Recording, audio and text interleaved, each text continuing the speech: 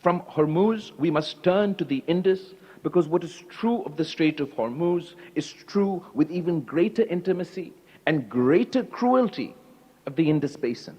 A strait may carry the oil of nations. The Indus carries the life of nations. India had announced its intention to abandon the Indus Waters Treaty as part of their unjustified assault on Pakistan last summer. It is a war that is internationally recognized as one that India lost. Even India's greatest allies can't help but marvel at the number of planes downed by Pakistan. Pakistan, emerging victorious from this David versus Goliath scale conflict, has reshaped the geopolitics of the region. The concept of propping up India as a net security provider in the region has been abandoned, and the world has moved on. However, I must caution, while Pakistan has stuck to the ceasefire, which were to be discussed, whereas Pakistan has stuck to the terms of the ceasefire, India has not. There were clear and explicit terms of the ceasefire which were to be discussed at a meeting in a neutral location where all friction points were to be addressed. We were to return to the status ante in the meantime, which would of course include India returning to its obligations under the Indus Waters Treaty prior to this dispute. It has not. Therefore, a year on, it is a legitimate question for Pakistan to answer. Do we still abide by a ceasefire that leaves far too many questions unanswered? Just as one could not imagine warring parties agreeing to a ceasefire, let alone peace, without a free-flowing Strait of Hormuz, how can Pakistan be expected to sustain a ceasefire when India continues to pose an existential threat? Let there be no ambiguity in Islamabad, in New Delhi, in Washington, in Beijing, in London, at the United Nations. This is not a technical dispute. This is not a clerical quarrel between commissioners. This is not a matter of paperwork, hydrology, or administrative abeyance. This is the weaponization of water. The Indus Water Treaty was not a favor given to Pakistan. It was a solemn international settlement.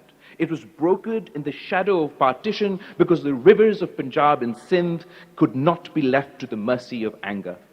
The World Bank states plainly that the treaty allocates the western rivers, the Indus, Jhelum, Chenab, to Pakistan, and the eastern rivers to India, while allowing each side limited uses on rivers allocated to the other.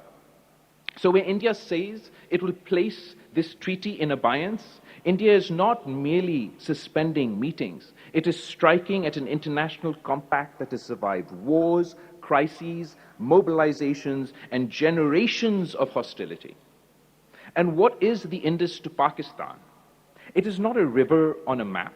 It is our bread, it is our cotton, it is our wheat, it is our fields of Sindh, our orchards of Punjab, our waters of Khyber Pakhtunkhwa, our channels of Balochistan. It is our farmer at dawn. It is our mothers drawing water, our children eating roti, our worker in the mill, our prayer before the harvest. To cut the Indus is not to pressure a government, it is to threaten a people. Pakistan has over 200 million souls. No state, no prime minister, no army, no court, no parliament, no political party, and no generation has the right to stand silent while the lifeline of those souls is placed under the shadow of coercion. We must therefore speak with the seriousness that this situation demands. Pakistan must treat every step towards the strangulation of its waters as a national security assault, not merely a diplomatic irritant, not as a footnote in a foreign ministry brief, not as another file to be moved from one desk to another. It must be treated as an attack on the foundations of the state. That does not mean that Pakistan seeks war. We do not seek war. We have buried too many sons. We have seen too much blood in this region. We know the price of adventurism. We know the tragedy of miscalculation, but peace is not surrender. Restraint is not paralysis. Diplomacy is not silence, and patience is not permission. If India wants the world to take its threats seriously, Pakistan must compel the world to take our survival seriously. Our message must be clear. Any move to block, divert, manipulate, or potentially politically control Pakistan's rightful waters will not be treated as routine engineering. Every survey, every tender, every canal proposal, every dam design, every concrete step towards changing the flow guaranteed to Pakistan must be treated as a strategic warning signal. It must trigger a whole of the state response, legal, diplomatic, economical, political, informational, national security preparedness, and even military response. Pakistan should not allow India to climb the ladder of coercion while we remain trapped at the bottom, issuing statements of concern that says the final strangulation of water is an existential threat, cannot remain silent when the strangulation is prepared, financed, designed, tendered, and normalized. A nation does not wake up only when the riverbed is dry. A nation wakes up when the first stone is moved to dam our future. It is only rational to ask, what are we doing in terms of military preparedness as India continues to pursue her stated path? But let me also say this. Pakistan must not make a single move that concedes India's illegal position. We must not behave as though India's decision is fait accompli. We must not build policy on the assumption that the treaty is dead. We must not rush to create downstream substitute dams in a way that tells the world India has succeeded, now Pakistan is adjusting. Or give the impression that we were victorious on the battlefield but have surrendered on the banks of the river. No. Pakistan's position must remain immovable. The treaty lives. India's obligations are live. Pakistan's rights live. The Indus does not become India's instrument because India has discovered the language of abeyance. Projects and dams already approved before India's unilateral decision should continue on their own merit. Pakistan must complete what Pakistan has already planned. We must strengthen our dams, reservoirs, barrages, canals, and flood management systems because Pakistan needs water security regardless of India's aggression. But let us be precise. There is a difference between strengthening Pakistan and accepting India's blackmail. There is a difference between national resilience and diplomatic surrender. There is a difference between preparing for scarcity and legitimizing theft. We must move on a war footing for water conservation, of course. We must modernize irrigation. We must reduce waste in canals. We must invest in drip irrigation, smart agriculture, lining where needed, telemetering, groundwater regulation, recycling, and urban water discipline. We must make every drop count, not because India has a right to steal our water, but because Pakistan has a duty to respect its own future. We must explore every source outside the scope of the treaty. Desalination of our coasts, water recycling for our cities, climate-resilient water storage, regional water cooperation, and even the long-term feasibility of bringing water from Central Asia through negotiated corridors and sovereign agreements. Let engineers dream, let planners calculate, let diplomats negotiate, and let the state act with imagination. But do not confuse resilience with retreat. The Indus Waters Treaty must be defended in every forum. The World Bank, the United Nations, international courts, and arbitrary bodies. Friendly capitals, Muslim capitals, Western capitals, African capitals, and Asian capitals. Pakistan must internationalize the principle, not merely the grievance. Because the world now needs new law. International law has rules for sea. Straits used for international navigation are governed by transit passage principles, and ships and aircrafts enjoy a right of transit passage that shall not be impeded.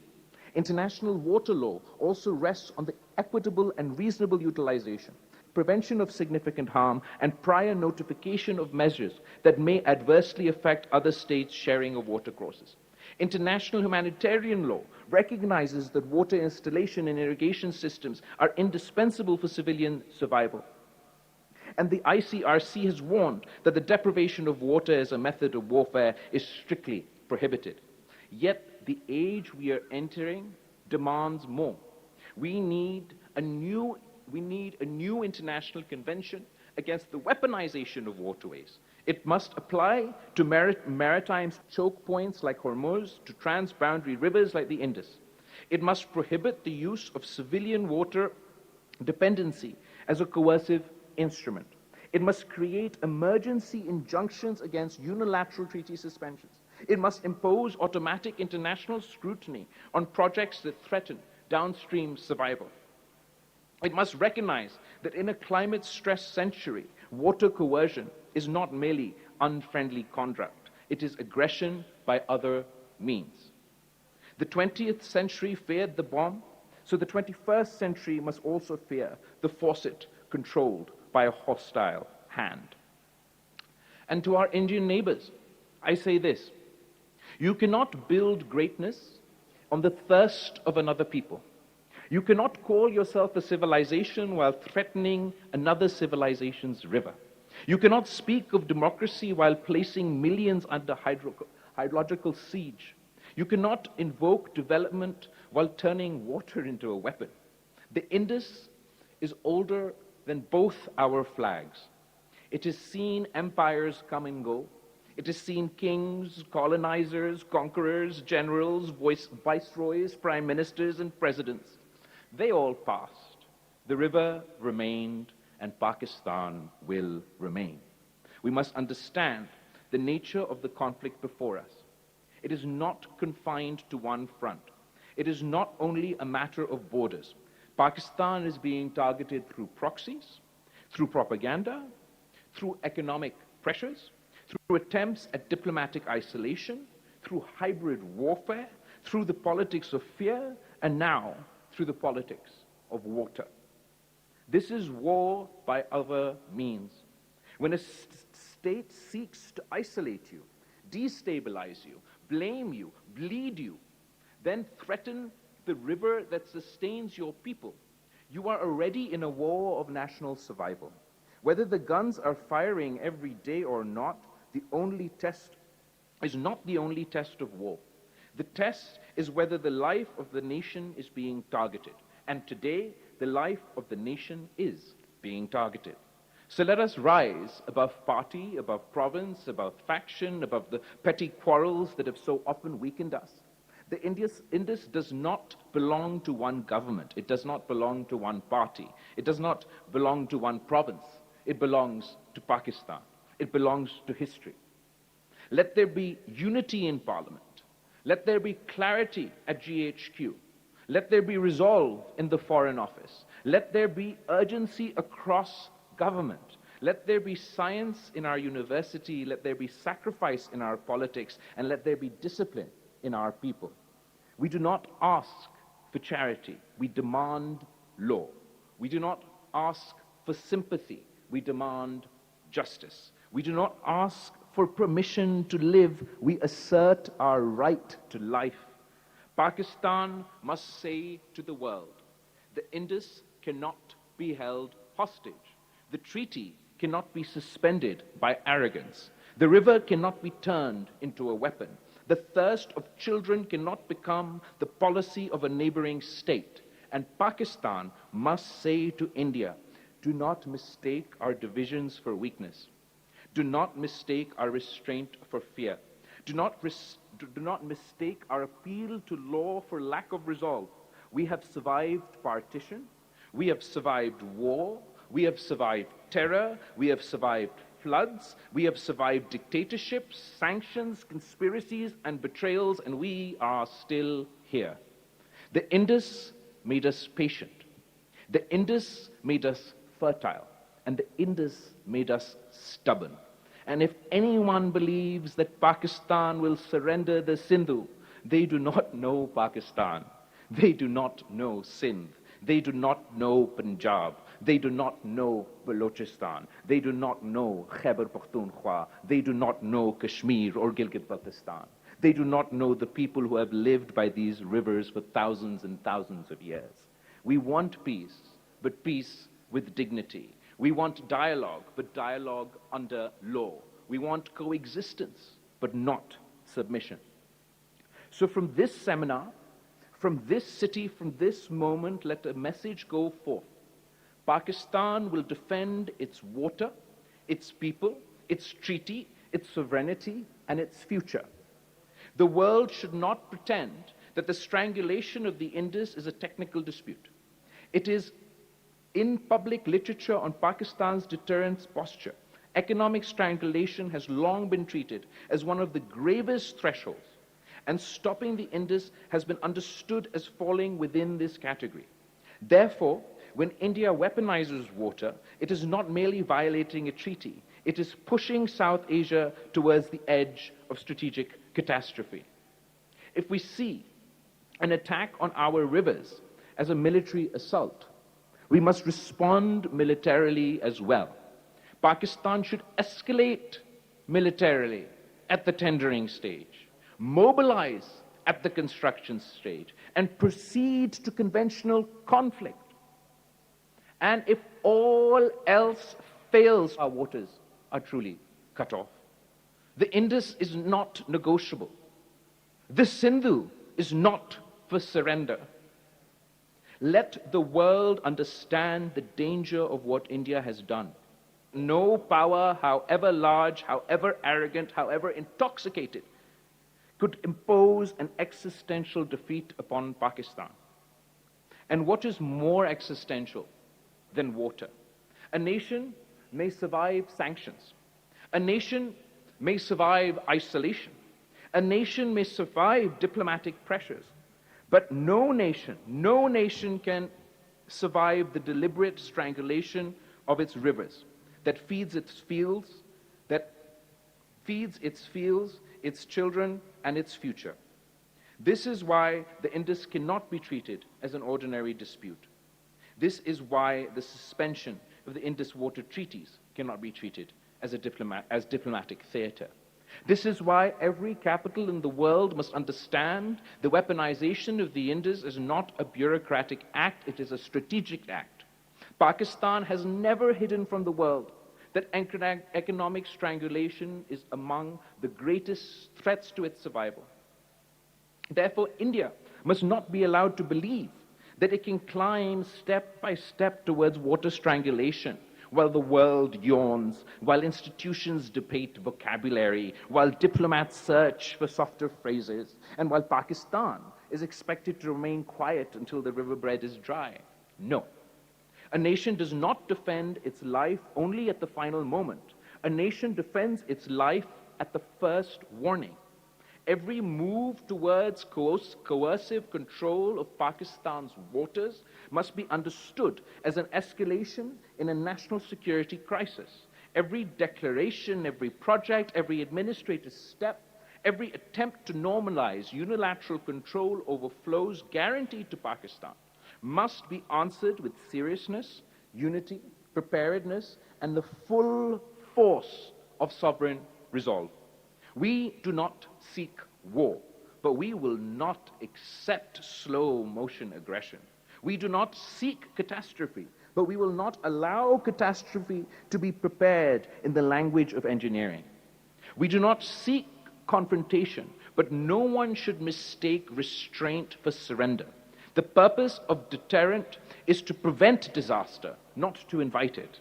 But deterrence collapses when red lines are blurred, when existential threats are minimized, when aggressors are allowed to test the patience of nations, drop by drop, brick by brick, canal by canal, and dam by dam. So Pakistan must speak clearly. The Indus is not a pressure point. The Indus is not a bargaining chip. The Indus is not a weapon to be placed in India's hands. The Indus is a lifeline of Pakistan. And any attempt to turn that lifeline into a noose must be treated as a threat to the survival of our state. This is the message that Pakistan must deliver to India. This is the message that Pakistan must deliver to the world, not in panic, not in hysteria, not in recklessness, but with the cold clarity of a people who know what is at stake. Because peace in South Asia will not be preserved by pretending water coercion is harmless. Peace will be preserved only when India understands that the rivers of Pakistan cannot be touched without shaking the foundations of regional stability. The world has learned to fear the missiles. It must now learn the fear of the weaponization of water. The 21st century may live under the shadow of water strangulation. And if the international community does not build new law against the weaponization of waterways, then every river, every strait, every canal, every maritime artery, every downstream nation will one day become hostage to the ambitions of an upstream power. Pakistan must therefore lead the argument, not as a beggar, not as a victim, not as a state pleading for sympathy, warning the world that the path India has opened is a path towards catastrophe. The treaty lives, Pakistan's rights live, the Sindhu lives, and Pakistan will not surrender the Sindhu. If the entire water supply of a country is cut off, what is that except destruction of a nation by other means? Water strangulation destroys them by thirst, hunger, crop failure, disease, migration, and social collapse. The mushroom cloud appears in one instant. The dead river kills in slow motion. But the strategic meaning is the same. The life of the nation is being attacked. Therefore, Pakistan must not allow the world to hide behind technical language. India will call it a treaty dispute. India will call it administrative abeyance. India will call it hydropower. India will call it development. India will call it a canal, a tender, a study, a survey, an engineering decision. No. A tender is not merely a tender when it is attached to the strangulation of a people. A dam is not merely a dam when it is built on the throat of a nation. A canal is not merely a canal when it proposes to convert Pakistan's lifeline into India's lever of coercion. Pakistan has publicly described attempts to stop or divert its rightful use of water as an act of war. Then let us draw the necessary conclusion. If the final act, the cutting off of Pakistan's waters, is an existential assault, then the steps leading up to that final act cannot be treated as routine. The road to catastrophe is not innocent merely because the catastrophe has not yet arrived.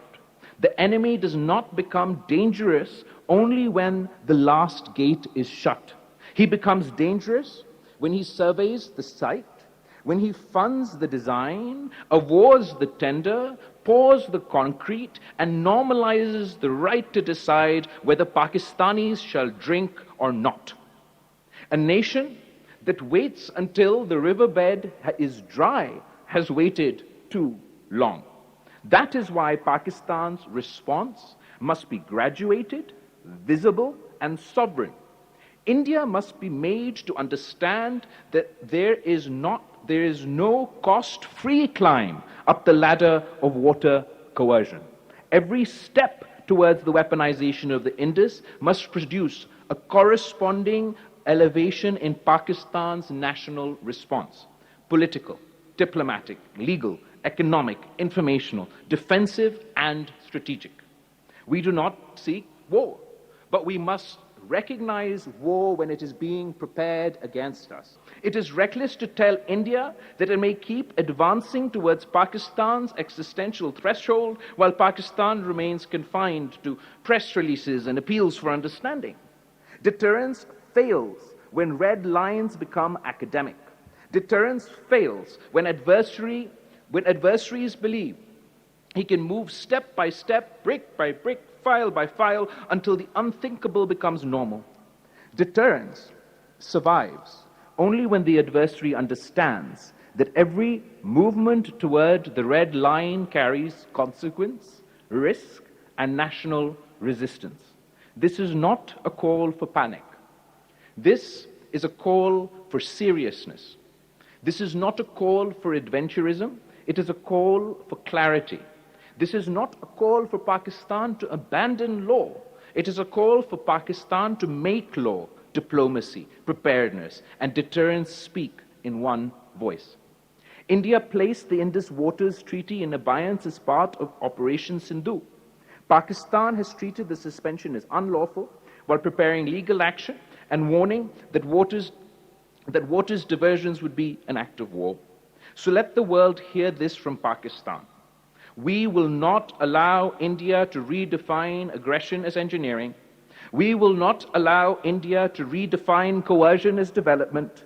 We will not allow India to redefine treaty violation as national security. And we will not allow India to place its hand on the throat of the Indus and then ask Pakistan to behave as though nothing strategic has happened. The Indus is not an ordinary river. It is the civilizational artery of Pakistan. It feeds our fields. It sustains our cities, powers our economy, and binds our federation. To threaten the Indus is to threaten Pakistan itself. And when Pakistan itself is threatened, Pakistan must respond as a state whose survival is at stake. Not tomorrow, not after the last drop, not after the world has held 20 conferences and issued 30 statements of concern.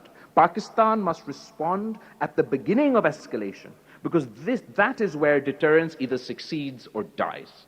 The message to India must be unmistakable. You cannot suspend the treaty and expect normal relations. You cannot prepare structures of coercion and expect strategic quiet.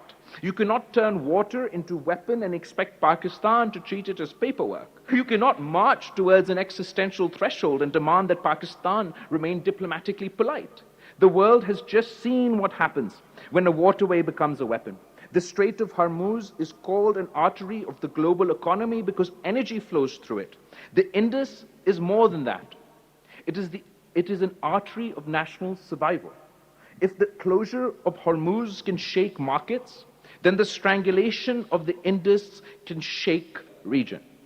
That is why the world needs new international law against the weaponization of water. Whether it is a strait, a canal, a river, or a basin, a waterway that sustains civilians must not be converted into a weapon.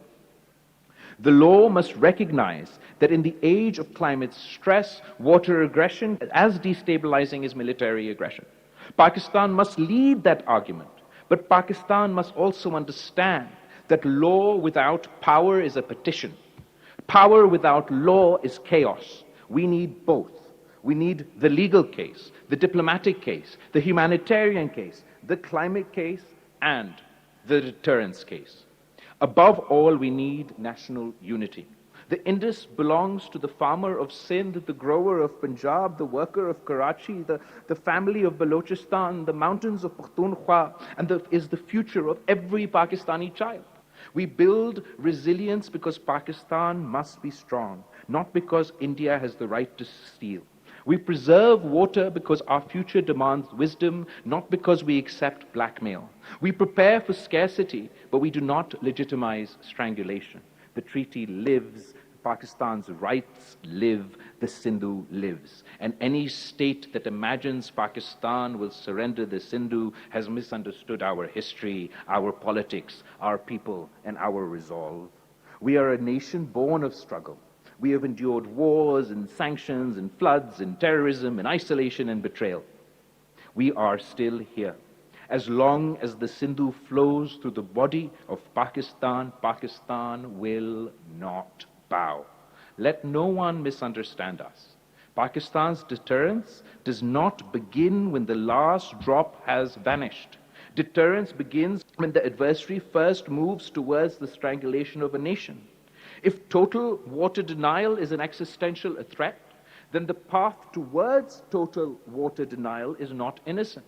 A survey, a tender, a canal, a dam, a diversion, a legal fiction called abeyance, each must be treated not as paperwork, but as movement towards that strategic threshold. Pakistan must make the world understand that the Indus is not a bargaining chip. It is the bloodstream of our republic. To threaten it is to threaten the survival of our state. And when survival is threatened, all instruments of national power become relevant. Diplomacy, law, economy, public mobilization, defense preparedness, and strategic deterrence. We are not discussing irrigation. We are discussing coercion. We are not discussing canals. We are discussing the deliberate manufacture of famine, migration, economic collapse, and national paralysis. A weaponized river can destroy a country in slow motion. The life of a people is under attack. Therefore, India must be told clearly, do not climb this ladder and imagine that Pakistan will remain at the bottom. Do not move brick by brick towards our strangulation and expect only memoranda from Islamabad. Do not mistake Pakistan's appeal for international law for strategic helplessness. We seek peace but not surrender. We seek law but not helplessness. We seek restraint but not national suicide. The Sindhu is not India's weapon. The Sindhu is Pakistan's lifeline, and any attempt to turn that lifeline into a noose must be answered with the full seriousness of a nation defending its existence. The Indus is not merely an artery of Pakistan's economy. It is the bloodstream of Pakistan itself. The Indus is not a river on the map. The Indus is Pakistan in motion. And therefore, India places Indus Waters Treaty in abeyance when India threatens to divert waters that sustain Pakistan. When Indian ministers speak of taking water that flows to Pakistan and sending it elsewhere. This is not paperwork. This is not engineering. This is not administration. This is the weaponization of water. Let no one in New Delhi, Islamabad, Washington, Beijing, London, Riyadh, Tehran, and the United Nations pretend that this is a normal dispute. Pakistan has said that any attempt to divert the flow of water belonging to Pakistan is an act of war. The phrase act of war must not be uttered casually. But once uttered, it must not be hollow. If water strangulation is an act of war, then steps towards water strangulation cannot be treated as acts of peace. If the final cutting off of Pakistan's water would be an existential assault, then the road to that assault is not innocent.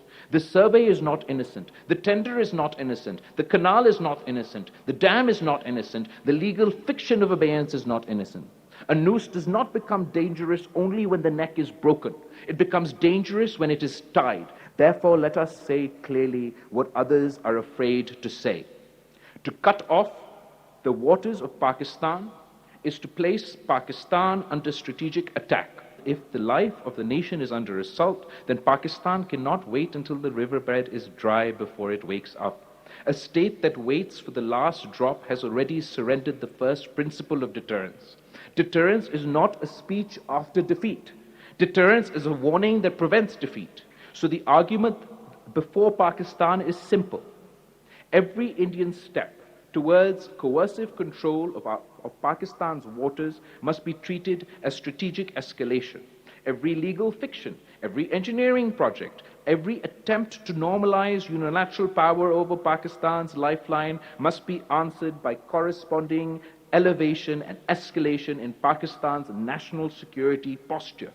Not hysteria, not adventurism, not empty shouting, but seriousness, visible seriousness, sovereign seriousness. India must not be allowed to climb the ladder of water coercion while Pakistan is kept at the bottom, issuing press releases. India must not be allowed to move brick by brick towards our strangulation where the world calls for restraint only from the victim. India must not be allowed to convert hydrology into hostility and then hide behind the vocabulary of development. A dam is not merely a dam when it is built on the throat of a nation. A canal is not merely a canal when it is designed to make a people thirsty. A treaty violation is not merely a treaty violation when the treaty protects the lifeline of more than 200 million people. Let the world hear this. Pakistan does not seek war, but Pakistan must recognize when war is being prepared against us. We do not seek confrontation, but we will not accept national suicide as the price of appearing reasonable. The international community must stop treating water aggression as a lesser form of aggression. Whether it is the Strait of Hormuz, the Suez Canal, the Panama Canal, the Nile, the Tigris, the Euphrates, or the Indus, waterways that sustain civilian life and global stability cannot be turned into weapons of coercion.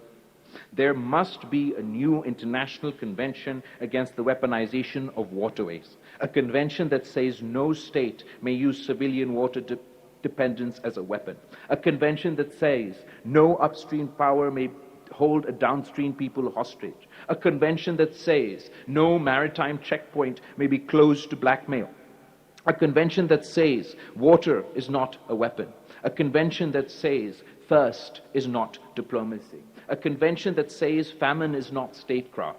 We must take the climate case to every summit. We must take the diplomatic case to every capital. And Pakistan must make the deterrence case to every strategist who thinks South Asia can survive casual experiments with the Indus. The treaty lives, Pakistan's rights live, the Indus lives. Projects already approved before India's unilateral actions, our reservoirs, our dams, our barrages, our flood systems, our canals, our capacity stores, all must be strengthened because Pakistan needs water security. We are strengthening Pakistan because we have a duty to survive. Resilience is not surrender. Preparedness is not acceptance. Conversion is not concession. Pakistan must prepare for scarcity without legitimizing strangulation. And let us be honest about the wider war being waged against Pakistan. This is not only a water dispute. This is one front in a broader campaign. Pressure at the borders, proxy violence, propaganda, failed attempts at diplomatic isolation, economic coercion, hybrid warfare, and now the threat of hydrological coercion. This is a war by other means. A bullet is not the only weapon. A blockade is a weapon. A sanction can be a weapon. A lie can be a weapon. A proxy can be a weapon. A river can be made into a weapon. And when the river is the Indus, the weapon is aimed at the heart of Pakistan. So let us rise above party, above province, above faction, above the smallness that has too often made Pakistan vulnerable. We do not ask for charity, we demand law. Pakistan was not created to accept thirst as our destiny. The Indus is older than both our flags. It has seen empires come and go. They have all passed. The river remains. Pakistan will remain. The Indus is not negotiable. The Sindhu is not for surrender. Marsu, Marsu, Sindhu na desu. Thank you.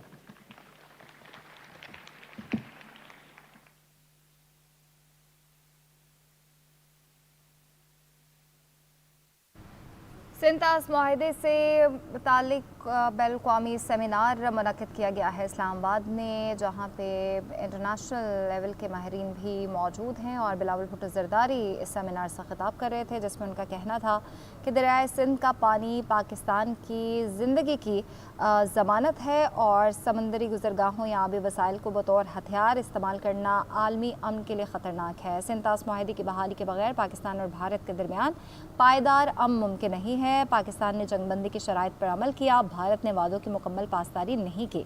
सिंतास माहिदे के तहत पाकिस्तान के हिस्से के पानी का तहफ़्फ़ुज़ यकीनी बनाया जाना चाहिए। सिंध महज एक दरिया नहीं बल्कि करोड़ों शहरियों की ज़िंदगी, ज़राअत और मईशत का ज़रिया है। सिंध, जहलम और चनाब के पानी पर पाकिस्तान का हक बैनुल-अक़वामी माहिदे के तहत तस्लीम शुदा है। पानी की बहस तकनीकी तनाज़ा नहीं बल्कि कौमी सलामती के लिए मसले के तौर पर देखा जा रहा है। पाकिस्तान के आबी हुकूक को नुकसान पहुँचाने की हर कोशिश का कौमी सतह पर जवाब दिया गया।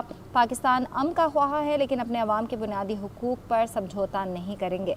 करोड़ों अवाम के हक के आपके तहफ़्फ़ुज़ पर पूरी पाकिस्तानी कौम मुत्तहिद है। पानी का सियासी दबाव या बतौर हथियार इस्तेमाल बैनुल-अक़वामी क़वानीन اور معاہدوں کے منافی ہیں۔ ان کا مزید کہنا تھا کہ پانی صرف جغرافیہ نہیں بلکہ خوراک، مستقبل اور زندگی کا سوال بھی ہے۔ دنیا کو احساس ہو چکا ہے کہ پانی کے وسائل عالمی سیاست کا مرکز ہیں۔